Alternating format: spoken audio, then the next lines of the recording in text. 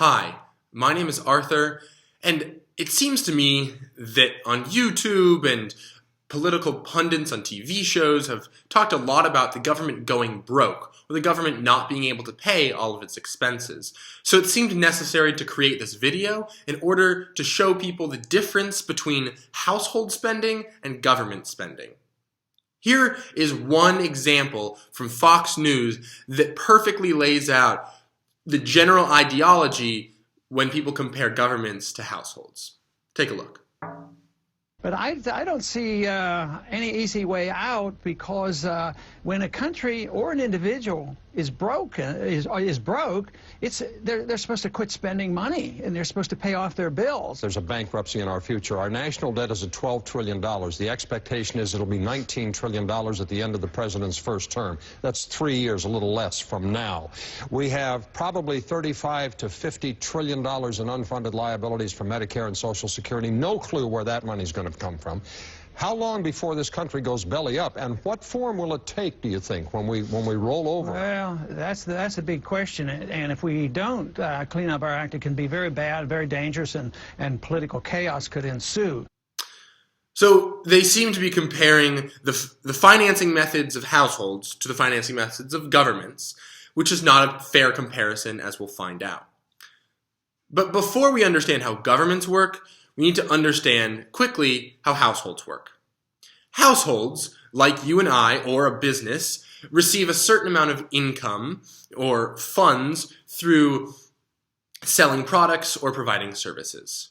Then they can use that money to pay off bills, debts, or spend things. When they don't have enough income or enough funds, they simply cannot buy more things. They can go into debt, but eventually they will have to pay that debt off. So households have to have less spending than they do income or funds.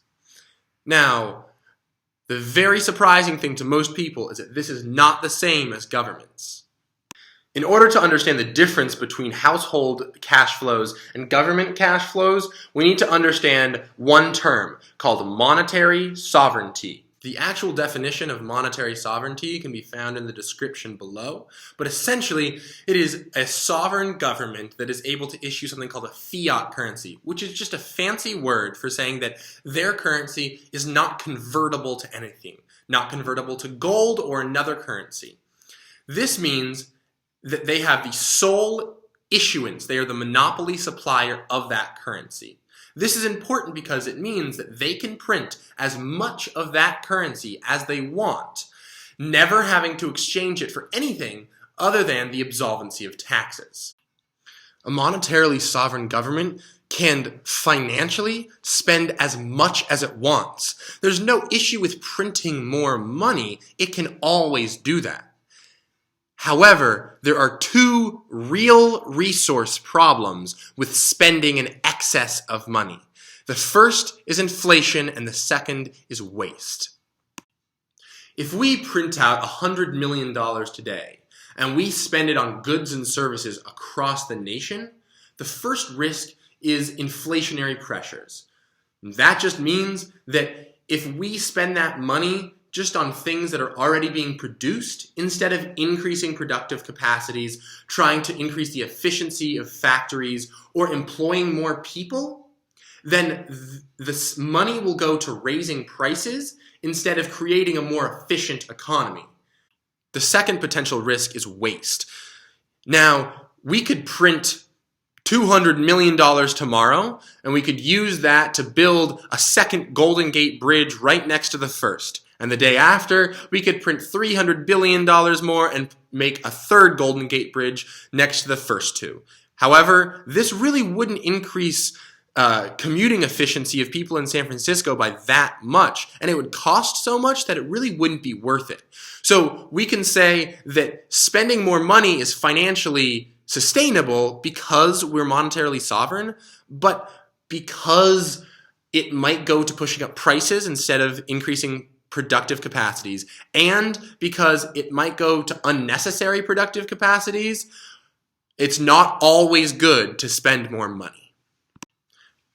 In general, however, outside of the risk of inflation and waste, government spending is a very good thing for the economy. It increases consumption, it increases production, it increases employment. We may move closer to the goal of full employment. And that means that we increase everybody's income and that the general well-being of our population is increasing. So as long as we're not experiencing inflationary pressures and we're not wasting our money, spending more than we earn is not necessarily a bad thing. Now that we understand that there are no financial restraints, but two real restraints of government spending, we have to understand how a government actually receives the funds to spend. The government has three ways of receiving funds, unlike a household that only has one. The first is taxes, the second is bond issuance, and the third is monetary issuance. We're going to break down each one of these through the lens of understanding that we are in a monetarily sovereign government. The first, taxes, is considered the most virtuous way of receiving funds for the government. The second way to earn funds for the government is through bond issuance, or taking out loans from the people. These are also called treasuries. Now, bonds have two general critiques. First, that they crowd out private investment. The idea of crowding out comes from the quantity theory of money, and it states that banks have a certain amount of excess reserves in the system that they lend out to individuals. And that when a government wants to borrow money, it goes directly to those sources of money, takes some of the excess reserves, spends it, and then pays it back eventually, usually with taxes. However, that's not how the banking system works. Excess reserves is an antiquated theory. In reality, banks simply issue loans regardless of how many reserves are in the system. They issue loans before they get reserves. Reserves are in fact a residual variable from loans. Reserves come after loans have been issued. So governments can borrow as much money from the people as they want, and banks will still issue a ton of loans, and it will not affect their loan issuance at all. The second critique of bond issuance is that it is a burden for future generations. That means that we will have to pay back bond loans that we take out now with taxes in the future. However, that will never happen because we will simply issue more bonds or take out more loans in order to pay back the old loans. We will never, ever pay off our debt. The third way that our government can earn funds is through monetary issuance. This is a fancy way of saying simply printing more money. Now, they can also simply enter in zeros into bank accounts of banks, but for the purpose of this video, we will just focus on printing money. The government has printing presses, like I showed before,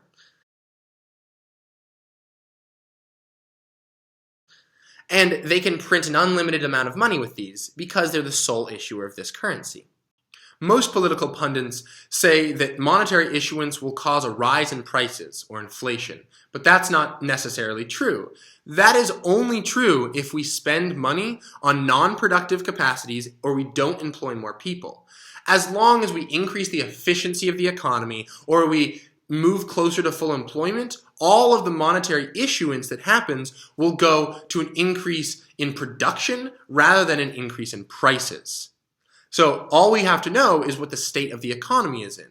If we are close to full employment, it is not a good idea to have large amounts of monetary issuance. If we are far from full employment, it is a very, very good idea to have large amounts of monetary issuance. So taxes, bond issuance, and monetary issuance are the three ways that a government can earn funds. However, none of those ways is worse or better than the other. Spending is spending is spending, which means that it doesn't matter how we earn the funds, it matters how much we spend. Like I said before, spending is fantastic for an economy if we have ways to increase productive capacities, employ more people, and that we're not going to be wasteful with our spending. So the next time you hear a political pundit say something like this, But I don't see any easy way out, because when a country or an individual is broke, they're supposed to quit spending money, and they're supposed to pay off their bills. Make sure that you let them know that households and governments are very different in terms of spending. Households have to earn more or equal to the amount that they spend. However, because governments are monetarily sovereign, as long as they avoid inflation and waste, it doesn't matter if we earn funds through taxes, bond issuance, or monetary issuance. It is simply the total amount of money that we spend that is something that we have to pay attention to. Now, I hope that you feel a little bit more educated about the difference between household spending and government spending. Take care. Have a wonderful rest of your day.